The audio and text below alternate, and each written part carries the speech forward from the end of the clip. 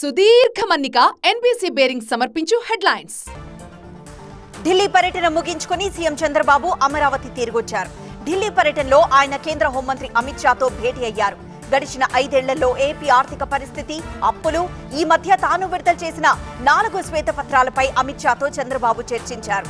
గత ప్రభుత్వ ఆర్థిక అసమర్థత, నిర్వహణ లోపం, విచ్చలవిడి అవినీతి రాష్ట్రానికి తీరని నష్టం కలిగించాయని చంద్రబాబు అన్నారు. కేంద్ర రాష్ట్ర ప్రభుత్వాలు సమగ్ర పునరుద్ధరణ ప్రణాళిక రూపొందించి ఏపీ ఆర్థిక వ్యవస్థను తిరిగి గాడిలో పెడతామని చంద్రబాబు ప్రకటించారు.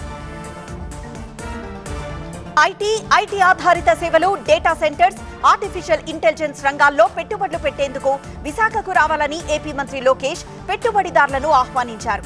ఏపీ ప్రభుత్వం ఎటువంటి ఆంక్షలు, నిబంధనలు పెట్టదని, ప్రభుత్వం నుంచి సంపూర్ణ సహకారం ఉంటుందని ఆయన ఎక్స్ వేదికగా తెలిపారు. నిపుణులైన మానవ వనరులు ఏపీలో పుష్కలంగా ఉన్నాయని ట్వీట్లో తెలిపారు. రాష్ట్రంలో 11 బోధనా మెడికల్ కాలేజీలుంటే 6 కాలేజీల్లోనే కేటలాగ్స్ ఉన్నాయని, మిగిలిన 5 కాలేజీలకి కూడా మంజూరు చేయాలని కేంద్ర ఆరోగ్య శాఖ మంత్రి జేపీ నడ్డాను కోరినట్లు ఆరోగ్య శాఖ మంత్రి సత్యకుమార్ తెలిపారు. రాష్ట్రంలో పరిస్థితులను, ఎన్డీఏ ప్రభుత్వం అమలు చేస్తున్న సంక్షేమ పథకాల గురించి కేంద్ర మంత్రికి వివరించారని సత్యకుమార్ వెల్లడించారు. వైసీపీ పాలనలో పర్యాటక, ఆతిథ్య రంగాలు పూర్తి నిర్లక్ష్యానికి గురయ్యాయని గురిజాల ఎమ్మెల్యే ఎరపతినేని శ్రీనివాసరావు అన్నారు. జగన్ సీఎంగా ఉన్నప్పుడు రాష్ట్రానికి రాజధాని లేకుండా చేసి ఆతిథ్య రంగాన్ని నాశనం చేశారని ఎరపతినేని విమర్శించారు. గుంటూరులో జరిగిన ఏపీ హోటల్స్ అసోసియేషన్ రాష్ట్ర కార్యవర్గ సమావేశంలో ఆయన పాల్గొన్నారు. హోటల్ యజమానులు ఆహార నాణ్యత విషయంలో రాజీ పడొద్దని ఎరపతినేని కోరారు. జనసేన పార్టీ చేపట్టిన జనవాణికి జనాలు క్యూ కట్టారు. రకరకాల సమస్యలపై దరఖాస్తులు తీసుకుని ప్రజలు తరలి వచ్చారు. వాటిని తీసుకునేందుకు పార్టీ ప్రధాన కార్యాలయంలో ప్రత్యేక కౌంటర్ ఏర్పాటు చేశారు. దరఖాస్తుల స్వీకరణతో పాటు సమస్యల పరిష్కారంపై ప్రత్యేక దృష్టి పెడతామని జనసేన నేతలు తెలిపారు. పెద్ద సంఖ్యలో వస్తున్న జనాలకు ఇబ్బంది లేకుండా చూసేందుకు పార్టీ కార్యాలయం ముందు టెంట్ కూడా వేశారు. తిరుపతి పర్యటనకు వచ్చిన కేంద్ర రహదారుల శాఖ మంత్రి నితిన్ గడ్కరీ ముందు రాష్ట్ర ఎంపీలు, ఎమ్మెల్యేలు అనేక డిమాండ్లుంచారు. మదనపల్లి నుంచి నాయుడుపేట వరకు జరుగుతున్న జాతీయ రహదారి టాప్ అప్ పనులు పూర్తి చేయాలని కోరారు. శ్రీకాళహస్తి నుంచి తడా వరకు ఉన్న రహదారిని జాతీయ రహదారిగా ప్రకటించాలని విజ్ఞప్తి చేశారు.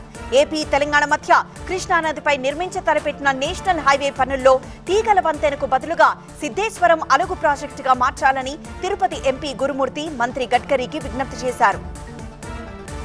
నర్సాపురం ఎంపీడీఓ వెంకటరమణ మిస్సింగ్ ఇంకా వీడలేదు. ఏలూరు కాల్వలో పోలీసులు గాలింపు చేపట్టారు. కాల్వలో గుర్రపు డెక్క భారీగా పేరుకుపోవడంతో దాన్ని కార్పొరేషన్ సిబ్బంది తొలగిస్తున్నారు. నిన్న రాత్రి కాల్వలో ఎవరో దూకినట్లు పెద్ద శబ్దం వచ్చిందని స్థానికులు, పోలీసులు తెలిపారు. సూసైడ్ చేసుకుంటున్న వెంకటరమణ కుటుంబ సభ్యులకు నోటు పంపారు. మత సామరస్యానికి ప్రతీకగా నిలిచే నెల్లూరు బారా షాహీద్ రొట్టెల పండుగ మొదలైంది. ఈ నెల 21 వరకు అంటే 5 రోజుల పాటు జరిగే ఈ వేడుకలకు జిల్లా యంత్రాంగం అన్ని ఏర్పాట్లు చేసింది. మొహర్రం తర్వాత రోజు నుంచి ఈ పండుగ మొదలవుతుంది. కానీ ఈసారి ఒకరోజు ముందుగానే భక్తులు వచ్చేశారు.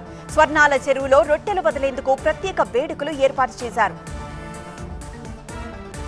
ఒంగోలు మేయర్ గంగాడ సుజాత ఒంగోలు ఎంపీ మాగుంట శ్రీనివాసులరెడ్డిని కలవడం రాజకీయంగా కలకలం సృష్టిస్తోంది. రాష్ట్రంలో టీడీపీ అధికారంలోకి వచ్చిన తర్వాత వైసీపీ మేయర్, కార్పొరేటర్లు టీడీపీలోకి వచ్చేందుకు ప్రయత్నిస్తున్నారని ప్రచారం జరుగుతోంది. ఈ క్రమంలో ఆమె ఎంపీని కలిశారు. ఇది మర్యాదపూర్వక భేటీ అని మేయర్ సుజాత తెలిపారు. కౌన్సిల్ సమావేశం వాయిదా పడిన విషయం, అభివృద్ధి పనులకు నిధుల కేటాయింపుపై ఎంపీతో చర్చించారన్నారు.